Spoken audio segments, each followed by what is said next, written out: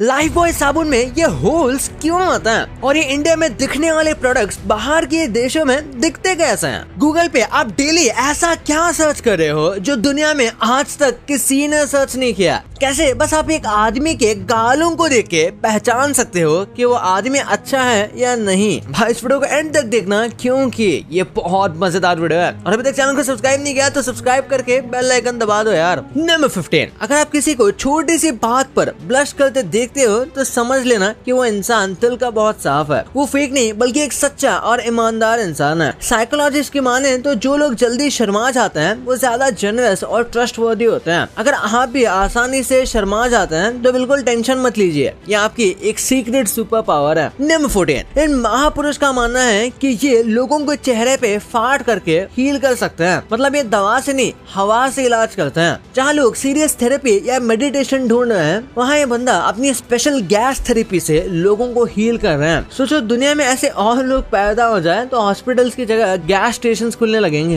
Number 13, 19वीं century के दौरान इजिप्ट में मम्मीज का ट्रेड एक अहम बात थी। 1865 के आसपास कई स्ट्रीट वेंडर्स मम्मीज को खुलेआम बेचा करते थे, चाहे वो टूरिस्ट को बेचने के लिए हो या मेडिसिनल और रिचुअलिस्ट पर्पस के लिए। उस समय वेस्टर्न एक्सप्लोरर्स और कलेक्टर्स ने इजिप्ट के पिरामिड्स और टूम्स को एक्सटेंसिवली लूटना शुरू किया था। आज ये सोचना भी अजीब लगता है कि जो मम्मीज आज म्यूजियम्स में है वो कभी ओपन मार्केट में बिक रहे थे। नंबर 12, 1987 में अमेरिकन एयरलाइंस ने सिर्फ एक ऑलिव हटाकर $40,000 सेव कर लिए। सीन कुछ ऐसा था, फर्स्ट क्लास सैलेड में हर प्लेट में एक एक्स्ट्रा ऑलिव दी जाती थी। ऑलिव जो कि एक फ्रूट है। फिर किसी जीनियस अकाउंटेंट ने सोचा कि एक ऑलिव कम कर दो तो पैसे बच जाएंगे और देखो 40,000 की बचत होगी। मतलब अगर एयरलाइन वाले एयर फेयर कम नहीं करेंगे पर ऑलिव काट के पैसे बचाएंगे। नंबर 11, स्वीडन की नई टेक्नोलॉजी से अब एक सोल्जर एक साथ 100 ड्रोन्स कंट्रोल कर सकता है। मतलब अब एक बंदा पूरा एयर स्ट्राइक मैनेज करेगा जैसे कोई गेमर अपनी स्क्रीन पे RTS गेम खेल रहा हो। ये एक नेक्स्ट लेवल वॉर का फ्यूचर है। AI पावर ड्रोन्स बैटलफील्ड पे ड्रोन स्पाइस की तरह मॉनिटर करेंगे,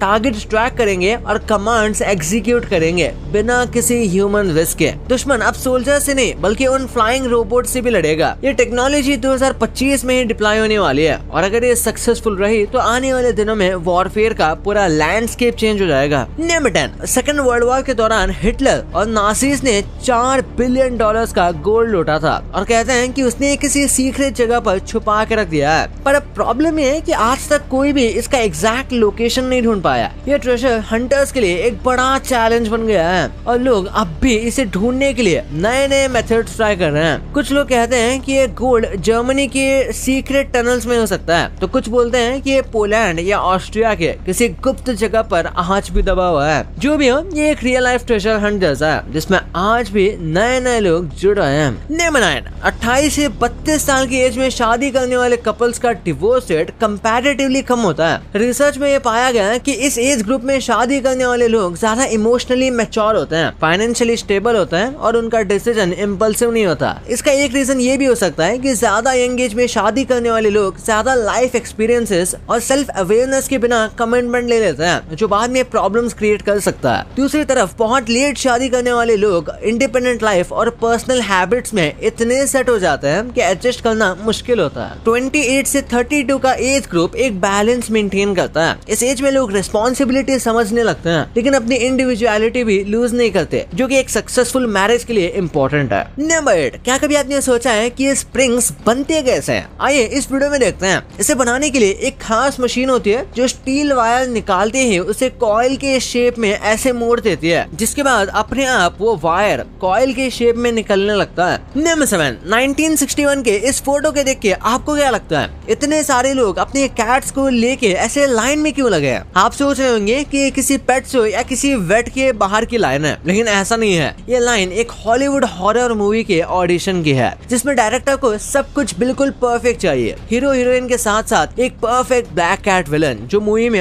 हॉरर का फील दे सके। ये वो दौर था जब हॉरर मूवीज के लिए ब्लैक कैट्स काफी पॉपुलर थी, तब उन्हें मिस्ट्री और सुपरस्टिशन का सिंबल माना जाता था। नंबर 6, लगता है ये बंदा बीच पे अपने स्टॉक में बचे सारे बलून्स को बेचने आया है। इतने सारे बलून्स को लेके चल रहा है कि लग रहा है कि बस उड़ने वाला है। एक जोर का हवा का झोंका और भैया हवा में लोग समंदर के लहरों का मजा लेने आए हैं और हाँ ये इंसान ग्रेविटी को चैलेंज देने की सोच रहा है। नंबर 5, सर्जन का काम कितना मुश्किल होता है, आप इस वीडियो में देख सकते हैं। इस वीडियो में एक ब्रेन सर्जन अपने इंस्ट्रूमेंट्स को कंट्रोल करने की प्रैक्टिस कर रहा है। ये देखने में जितना सेटिस्फाइंग लग रहा है ना, ये उससे कहीं ज्यादा मुश्किल है। नंबर 4, जहाँ इंडिया की कंपनीज अपने एम्प्लॉयज को 90 घंटे काम करने के बारे में सोच रही है, वही चाइना की एक क्रेन मैन्युफैक्चरिंग कंपनी अपने एम्प्लॉयज पर पैसा लुटा रही है। दरअसल चाइना की हिनांग माइनिंग क्रेन कंपनी ने इस साल अपने एम्प्लॉयज को एक यूनिक तरीके से बोनस देने का सोचा। उन्होंने एक बड़े से टेबल पर कैश बिखेर दिया और एम्प्लॉयज को कह दिया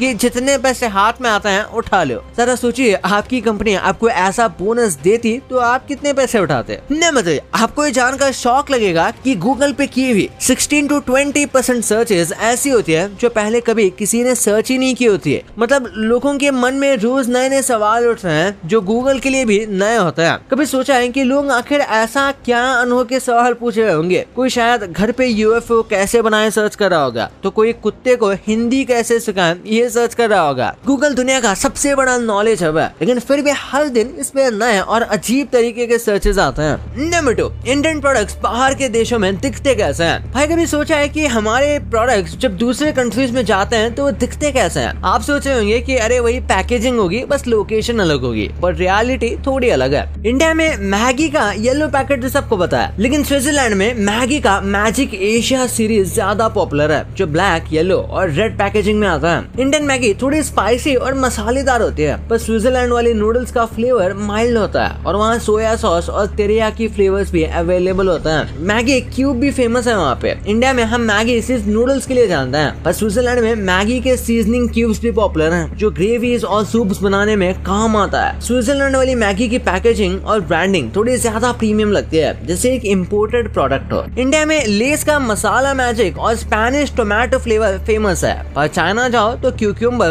और ब्लूबेरी फ्लेवर भी मिलता है। हाँ भाई, वहाँ के लोग अलग और हेल्दी फ्लेवर्स पसंद करते हैं। इंडिया में डेयरी मिल्क ज्यादा मीठा होता है, पर यूके वर्जन में क्रीमी और कम मीठा होता है, क्योंकि वहाँ अलग तरह का मिल्क और चॉकलेट प्रोसेसिंग यूज होती है। इंडिया में फ्रूटी के छोटे टेट्रा पैकेट्स फेमस हैं, पर यूएसए में ये ग्लास बॉटल्स में बिकती है, जैसे एक प्रीमियम ड्रिंक हो। वहाँ ब्रांडिंग थोड़ी क्लासी होती है। फिर है पार्ले जी का फैंसी वर्जन। इंडिया में तो नॉर्मल बजट पैकेजिंग होती है, पर दुबई और कनाडा जाओ तो वहाँ एकदम प्रीमियम पैकेजिंग में ये बिकता है और प्राइस भी ज्यादा है। थम्स अप इंडिया में स्ट्रॉन्ग और फिजी टेस्ट के लिए जाना जाता है, लेकिन यूएसए और यूके में इसका टेस्ट थोड़ा माइल्ड और लेस फिजी होता है, क्योंकि वहाँ के लोग उतना स्ट्रॉन्ग सोडा पसंद नहीं करते। इंडिया में अमूल बटर का टेस्ट सॉल्टी और स्ट्रॉन्ग होता है, पर यूरोपियन और अमेरिकन मार्केट्स के लिए ये कम सॉल्टी और क्रीमी होता है, क्योंकि वहाँ के लोग सटल फ्लेवर्स पसंद करते हैं। और इंडिया में माजा एक कैजुअल ड्रिंक जैसा लगता है, पर जर्मनी और यूएई जाओ तो इसका पैकेजिंग और ब्रांडिंग प्रीमियम मैंगो नेक्टर जैसी दिखती है और प्राइस भी ज्यादा होता है ऑब्वियसली। नंबर 1, लाइफबॉय सोप में ये होल्स क्यों होता है? भाई कभी नोटिस किया है लाइफबॉय सोप में छोटे छोटे होल्स होते हैं? ये ऐसे ही डिजाइन के लिए है या फिर कोई इनका सॉलिड रीजन है? सबसे पहला रीजन है ग्रिप। जब हाथ गीले होते हैं तो सोप स्लिप होता है। ये होल्स मदद करते हैं ताकि सोप हाथ से ना फिसले। दूसरा रीजन है जल्दी सूखना। जब सोप पूरा गीला रहता है तो जल्दी पिघल जाता है। ये छोटे होल्स पानी को ड्रेन करते हैं ताकि सोप ज्यादा चले। और तीसरा रीजन हो सकता है ब्रांडिंग। ये यूनिक डिजाइन है जो लाइफबॉय को बाकी सोप से अलग दिखाता है। तो अब आपको पता चल गया ना, आगे से जब भी आप लाइफबॉय देखो तो ये चीजें आपको जरूर याद आएगी। भाई ये तो आपको पता चल गया है, पर इन यूट्यूबर्स की डिट्टो कॉपीज को देखकर आपकी हंसी रुक ही नहीं पाएगी। और अंबानी के जो स्कूल्स हैं उनकी फीस कितनी होती है? और ऐसा क्या हुआ कि इन एसबीआई के वर्कर्स को बहुत ही अच्छा काम करने की वजह से अरेस्ट कर लिया गया? ऐसा क्या हुआ था इस वीडियो में पूरी स्टोरी पता चल जाएगी। तो इस वीडियो को अभी जाके देखो यार। और अभी तक चैनल को सब्सक्राइब नहीं किया तो चैनल को सब्सक्राइब करके उस बगल वाले बेल आइकन को जरूर दबा देना। तो मिलते हैं अगले वीडियो में, तब तक के लिए बाय।